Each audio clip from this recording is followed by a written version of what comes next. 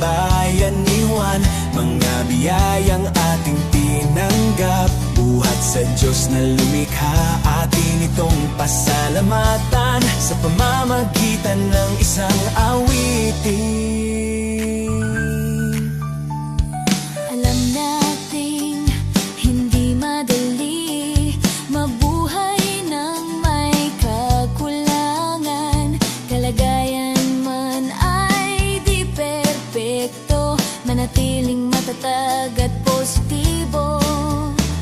Sa kalangit ay pagmasdan, nagkikislap ang mga bituin, nagsasabing ika'y magtiwala kay Jesus na ating bathala. Pasko na naman kaibigan, dito sa bayanihan, mga biyayang ating tinanggap. Buhat sa Diyos na lumikha, atin itong pasalamatan sa pamamagitan ng isang awitin.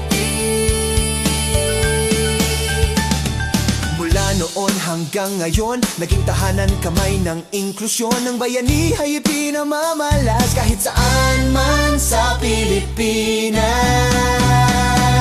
Diwa ng Pasko ay isa buhay, pagkabaha-bahagi ay tuluyang kalimutan. Ipalaganap ang pagkakapantay-pantay at tunay na pagkakaisa. Pasko na naman kaibigan, dito sa bayanihan, mga biyayang ating tinanggap. Buhat sa Diyos na lumikha, atin itong pasalamatan at ipagdiwang sa ating awitin. Pasko na naman Kaibigan, dito sa bayanihan, mga biyayang ating tinanggap. Buhat sa Diyos na lumikha, atin itong pasalamatan at ipagdiwang sa ating awitin.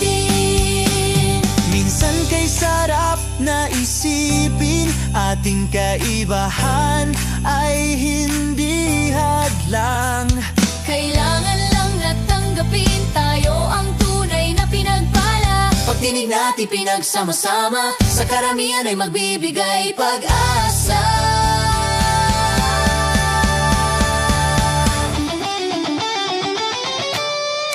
Pasko na naman Kaibigan, dito sa bayanihan, mga biyayang